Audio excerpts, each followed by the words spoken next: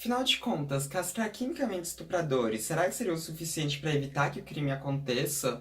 Ou evitar que a reincidência aconteça? Eu diria que não. E eu tenho uma certa propriedade para falar do assunto, afinal de contas, eu sou uma mulher quimicamente castrada.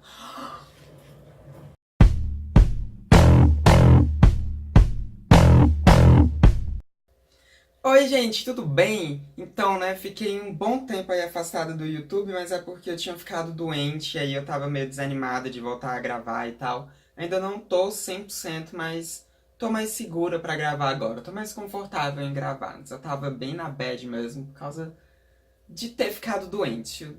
É um assunto meio chatinho, esses de saúde, não é? Mas é exatamente sobre saúde que a gente vai falar. Não sobre a minha doença em si, mas sobre castrar quimicamente estupradores, né? Pode deixar que eu vou voltar pro YouTube agora, tá? Já tô mais saudável, então voltei! Voltei mesmo.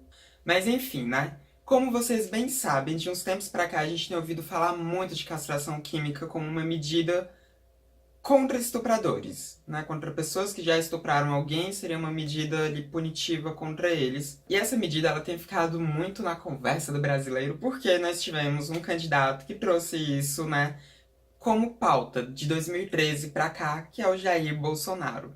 E ultimamente essa tem sido uma das grandes pautas da campanha dele, né? Ele tem falado muito sobre isso, inclusive nos debates. E o que o Bolsonaro propõe é algo que já ocorre em alguns países, que é de oferecer para que estupradores já condenados tenham a alternativa de decidirem se castrar quimicamente, né, de decidirem serem quimicamente castrados, para ter ali uma diminuição de pena e ir para condicional, né? É basicamente essa medida que o Bolsonaro propõe. Ele não propõe como iria fazer isso, tá? Se não ficou claro no projeto de lei que ele apresentou, não. E eu confesso que eu não tive a mínima paciência de ler o programa de governo dele, mas até onde eu sei, ele também não especifica muito exatamente como ele iria fazer isso. Mas em outros países que provavelmente ele se baseou para criar isso, para criar esse projeto de lei, eu sei como funciona a coisa. Um desses países é os Estados Unidos, que provavelmente é o país que ele deve ter usado como referência, e em outros países da Europa isso também acontece, né? Aqui na América Latina tem país que também faz isso, se não me engano a Argentina faz isso, e é sobre isso que nós vamos discutir aqui e o porquê que eu não acho que isso seja uma medida que vá realmente funcionar. Mas se você é a favor dessa medida, calma, não feche o vídeo, assiste até o final, ouve tudo que eu vou te falar, lê os textos que eu vou deixar linkados aqui embaixo, não são muitos, mas eles são bem elucidativos, e aí depois você tira a sua própria conclusão. Mas assiste até o final, por favor. Então, né, gente, a castração química, ela é feita geralmente com uso de regulações hormonais. O que acontece é que o estuprador, geralmente do sexo masculino, eu não li nada a respeito sobre castração química em mulheres que estupram. Mas em estupradores do sexo masculino, o que costuma ser feito é regular os hormônios dele. Ou seja, eles administram hormônios femininos no corpo desse homem para que a libido dele diminua e também administram um bloqueador de testosterona no corpo desse homem para que a libido dele diminua. Tem alguns países que usam só os inibidores de testosterona, né, os bloqueadores de testosterona. Tem outros que usam os hormônios femininos no corpo da pessoa. E eu vou falar um pouquinho sobre isso. Tentarei ser breve. E isso te lembra alguma coisa, usar hormônios femininos em conjunto com o bloqueador de testosterona? Bom, se não te lembra nada, pra mim, que sou uma mulher transexual, isso lembra muita coisa, porque é exatamente isso que euzinha faço voluntariamente com o meu corpo. Mas não sou nenhuma agressora sexual. Só que, obviamente, as dosagens são diferentes para uma mulher transexual do que para um homem que foi acusado de ter estuprado pessoas, né? Então, enfim, são dosagens ali diferentes. Ao longo do vídeo eu falarei alguns pontos da castração química e vou fazer uma correlação com a minha vida de mulher transexual quimicamente castrada. Pois então, a castração química ela se propõe a diminuir a libido dessa pessoa, assim diminuindo os impulsos sexuais dela, que são ruins. Eu não lembro a palavra exata, mas enfim, os impulsos sexuais da pessoa que são ruins, que vão contra as normas sociais que nós temos na nossa vida. Isso é algo que acontece desde os anos 40, né? O primeiro registro que se tem de um homem que foi quimicamente castrado por ter cometido um crime sexual foi nos anos 40. Se não me engano, aconteceu nos Estados Unidos. E desde então essa prática vem sendo adotada em alguns países, né? O que acontece é, a pessoa é presa. Quando ela é presa, ela tem como uma alternativa de pena a castração química. E aí, se ela aceita, eles decidem ali qual vai ser o tempo que ela vai ficar em reclusão. Depois desse tempo de reclusão, ela vai para a condicional. Na condicional, ela vai tomando as doses hormonais ali, ou bloqueadores hormonais, que inibem esse desejo sexual dessa pessoa, né? Então aqui a gente entra em alguns pontos importantes. O primeiro é, o estuprador em questão tem que escolher esse tratamento, e ele vai ter a pena diminuída dele se ele escolher esse tratamento, ou seja, é atrativo para uma pessoa, né, que está presa. E o segundo ponto que a gente levantou até então é que isso vai diminuir a libido dessa pessoa. Bom, gente, então aqui os meus remédios, né, um de cada dia. E o que eu tenho a dizer pra vocês sobre isso aqui que eu tô tomando, que é justamente uma dose de hormônios femininos no meu corpo e um bloqueador de testosterona. Tem também um complemento vitamínico, mas isso foi escolha minha, não foi endocrinologista que passou, não. Mas enfim, né? Tem esses dois componentes de castração química agindo no meu corpo. Num corpo que tem um pênis e testículos e tal, né? A gente supera isso, tá? Pelo amor de Deus. E, gente, aqui dentro tem exatamente um dos remédios que é usado em vários países para bloquear a testosterona de estupradores e de pedófilos, né? E também é um remédio que ele foi desenvolvido para tratar câncer de próstata. Olha só. Mas que nós, mulheres transexuais que desejamos bloquear nossa testosterona, costumamos usar. É algo que é receitado pelos nossos endocrinologistas, porque ele tem realmente esse bloqueio de testosterona bem acentuado. Eu não vou falar o nome do remédio, né? Provavelmente quem é trans vai saber de qualquer forma qual é, mas eu não vou ficar aqui falando por motivos de ética, né? É meio perigoso eu falar qual remédio que eu uso a pessoa se automedicar, apesar de que eu tô falando aqui que já pode fazer com que pessoas se automediquem, mas enfim. Aqui dentro tem exatamente o remédio que é usado na Europa. E esse remédio, gente, ele abaixa a testosterona de um nível absurdo. Pra vocês terem ideia, vem 50 miligramas desse remédio. Eu tomo meio comprimido e eu tomava todos os dias. E a minha testosterona abaixou de um jeito absurdo. Ela ficou mais baixa do que a testosterona em mulheres cisgênero que têm a minha idade. Pois é, o nível de testosterona de mulheres próximo da minha idade é no mínimo 12 e o meu está 11. Ou seja, está abaixo do mínimo de mulheres cisgênero que têm a minha idade. Eu estou com menos testosterona no corpo do que essas mulheres. Eu ficar com a testosterona tão baixa assim no meu corpo pode acarretar em várias coisas muito ruins no meu corpo. Isso pode fazer com que várias regulações do meu corpo, que aparentemente não tem nada a ver com hormônios, ficam defasadas, né? Pra vocês terem uma ideia, a testosterona age até mesmo no nosso colesterol. Então, assim, baixa de testosterona no corpo é ruim. Eu posso, inclusive, vir até osteoporose no futuro se a minha testosterona continuar tão baixa assim, porque a baixa da testosterona também diminui a densidade óssea dos nossos corpos. É justamente por isso que mulheres costumam ter mais problemas de osteoporose do que homens, porque mulheres naturalmente têm os ossos menos densos. Isso acontece por causa da testosterona, porque a testosterona ela também está ligada com o depósito de cálcio nos nossos ossos, então eu posso estar perdendo densidade óssea. O endocrinologista, né, as medidas que ele tomou a respeito disso foi diminuir os dias em que eu tomo o meu bloqueador de testosterona, então se antes eu tomava todo dia meio comprimido, agora eu vou tomar meio comprimido 3 vezes na semana. Se não abaixar muito, a gente vai diminuir mais ainda. E vamos ver o que acontece, né? Porque minha testosterona não pode ficar tão baixa assim. Ou seja, né, com isso a gente já viu que é perigoso você deixar a testosterona no corpo de uma pessoa tão baixa assim. E olha que eu tô usando uma quantidade muito baixa desse remédio, porque o que costuma ser receitado para pessoas que fizeram crimes sexuais são doses de cerca de 500 miligramas. São doses realmente muito altas. E caras também, porque esse remédio é caro. Remédio para bloquear a testosterona é caro. Então, né, eu tô tomando 25 miligramas, você imagina alguém que precisa tomar 500. O quanto que isso não pode causar de malefício no corpo dessa pessoa. Pode dar, inclusive, câncer no fígado. Porque esse remédio, um dos efeitos que ele pode causar, usado a longo prazo em quantidades muito grandes, é aumentar o depósito de gordura no fígado, que pode ocasionar um câncer de fígado. Então, com isso, a gente já viu que é muito perigoso você abaixar muito a testosterona no corpo de alguém. Inclusive, é por isso que mulheres transexuais e travestis que querem fazer uso de hormônios, o recomendado é procurar endocrinologista, porque a gente precisa, assim, de um acompanhamento médico para fazer isso da forma mais saudável possível para o nosso corpo. Ai, tá, Samantha, mas e daí? Eu não dou a mínima pra saúde de um estuprador. Dane-se, eu quero saber quanto a diminuição da libido dele. É disso que eu quero saber. Dane-se a integridade física desses homens. Muito bem, né? Primeiro eu queria dizer que a nossa Constituição Federal, ela proíbe que presos tenham a integridade física deles comprometida, tá? Tá na nossa Constituição, então seria inconstitucional você submeter presos a passarem por algum tratamento que fosse tão invasivo ao corpo deles como ingestão de hormônios femininos ou bloquear a testosterona. Mas vamos falar do que você quer saber agora, né? A questão da diminuição da libido. Então, diminui mesmo. A minha libido tá bem diminuída, né? A testosterona ela tá muito relacionada com a questão da libido da pessoa. Então, sim, você bloquear a testosterona do corpo dessa pessoa faz com que a libido abaixe. E a minha libido abaixou bastante. Mas o meu desejo sexual, não. Se deu uma confusão na sua cabeça, calma que a tia explica. Minha libido tá baixa, o que quer dizer que eu não sinto necessidade de fazer sexo como eu sentia anteriormente. Eu não tenho muita necessidade de fazer sexo, sabe? Eu não fico com aquela coisa assim de ai, tô muito tempo sem fazer sexo, preciso disso e tal. Mas ao mesmo tempo, eu ainda tenho desejo sexual. Né, se eu for pra cama com alguém, eu vou funcionar muito bem, meus amores. Muito bem mesmo. Porque o desejo sexual não necessariamente tem a ver com a libido. Porque o nosso desejo sexual, ele tem a ver com uma série de coisas além dos hormônios que nós temos no nosso corpo.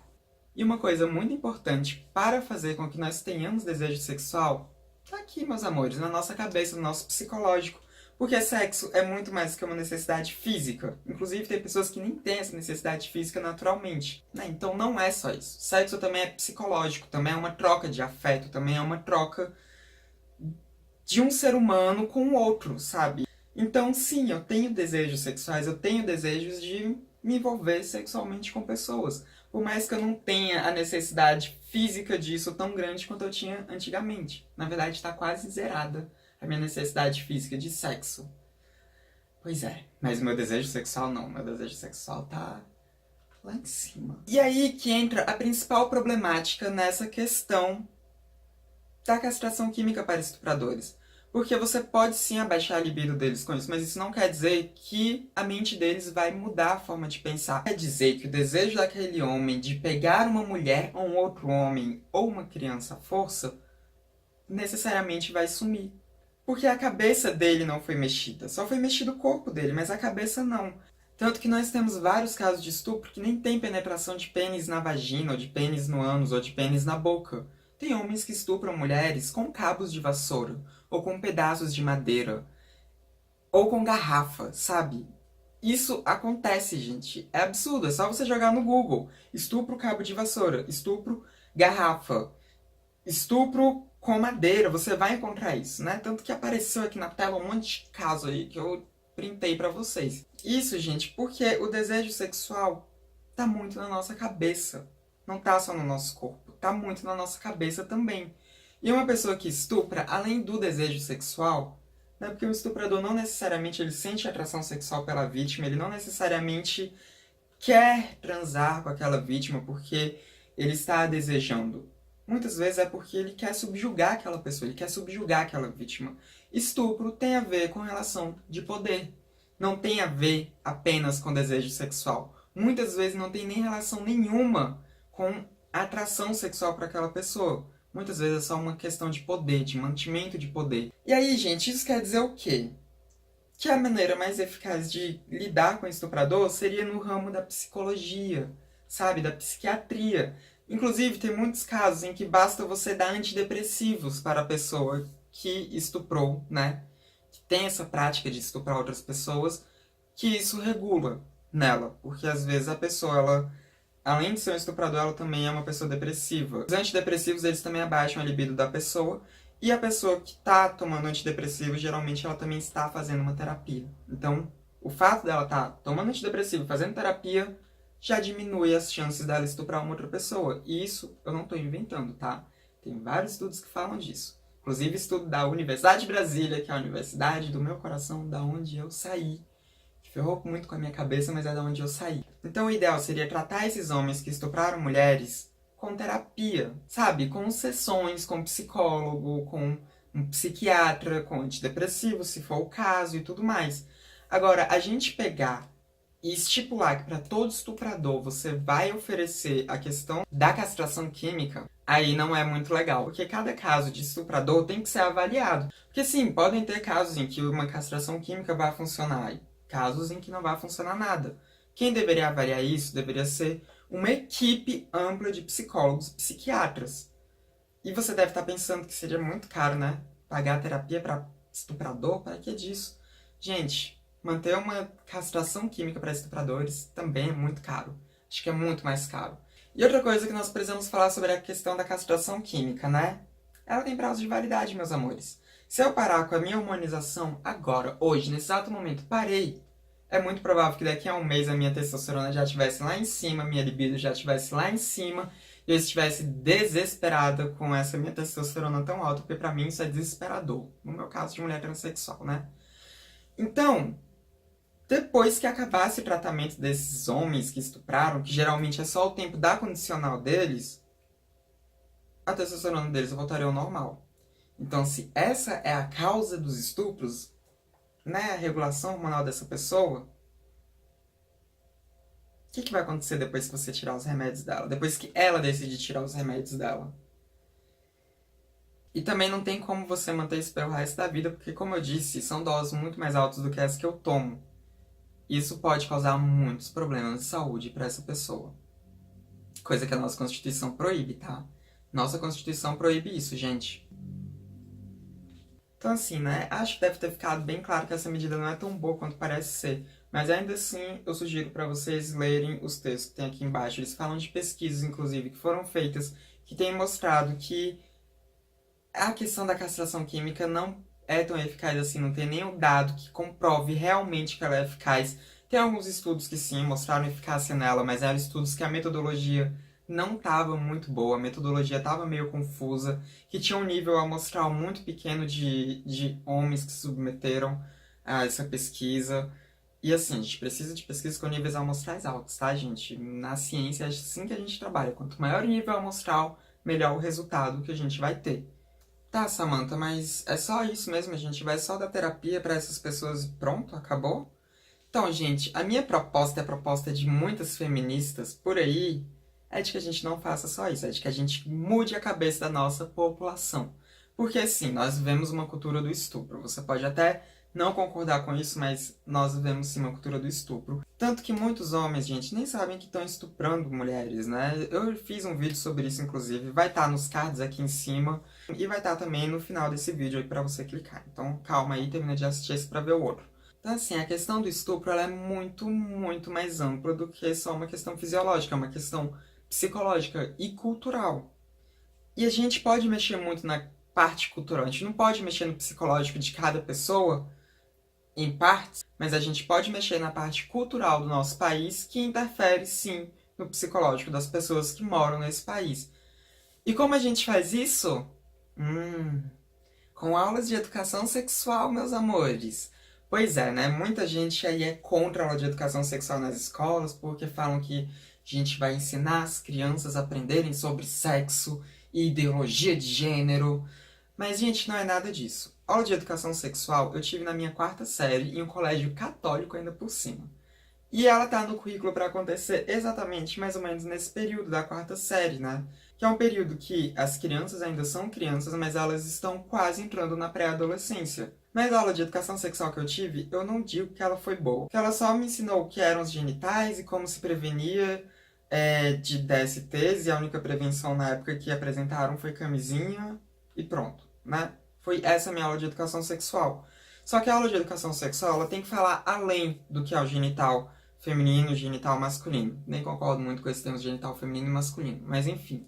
Ela tem que falar muito além disso, né? Dos sexos anatômicos. Ela tem que falar também de consentimento, que é uma coisa muito importante que não é falado nas escolas.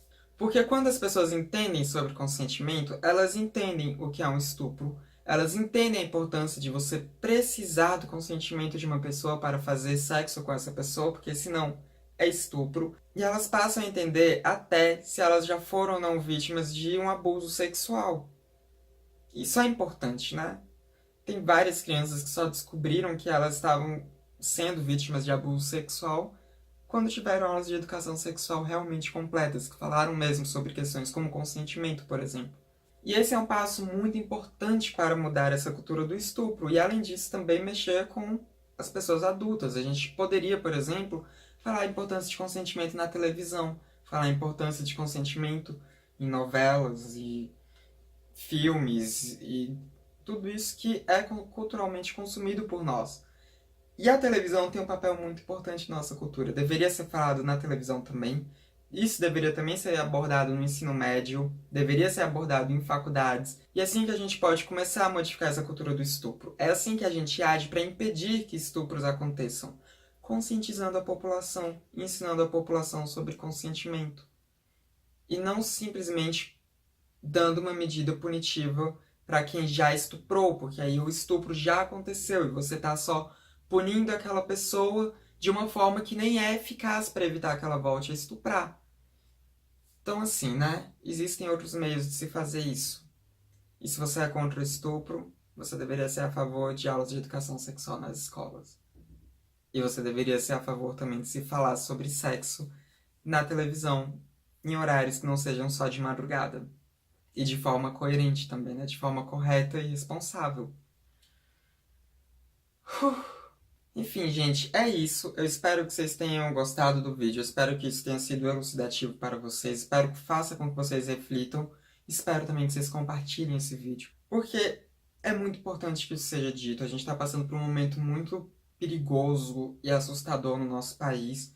E a gente precisa levar informação para essas pessoas todas. Então, por favor, compartilhem esse vídeo. Se você não concordou com nada do que eu falei aqui, vai refletindo mais sobre essas coisas. Pelo menos esteja com a mente aberta para refletir sobre essas coisas. Sobre outras alternativas, que não seja uma medida tão invasiva no corpo de uma pessoa. E leia também os textos que eu vou colocar aqui embaixo. Pesquise mais sobre isso. Ouça o que profissionais da saúde têm a dizer sobre isso. O que psicólogos e psiquiatras, principalmente, têm a dizer sobre isso. E tire suas conclusões, sabe? Mas baseado em conhecimento passado de outras pessoas para você, e não só a sua convicção de querer simplesmente punir as pessoas. Porque a punição por ela mesma não resolve muita coisa.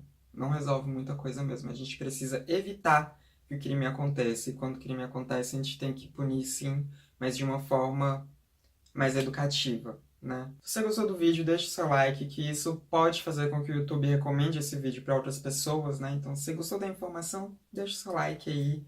E também pode comentar o que você quiser aí embaixo. Só peço para que sejam respeitosos, né? Não só comigo, mas para com as outras pessoas que vão ler aquilo. E é isso, gente. Esse foi mais um vídeo do Transmissão, o canal sem tema. E a gente se vê na próxima. Não sei se apareceu no vídeo, mas tem uma gata dormindo ali, ó. De um jeito bem esquisito, diga-se de passagem. Esquisito mesmo. Tem outra dormindo aqui no canto. Vamos ver, gatos é assim, né? Eles se apossam de toda a sua casa. Bebam água.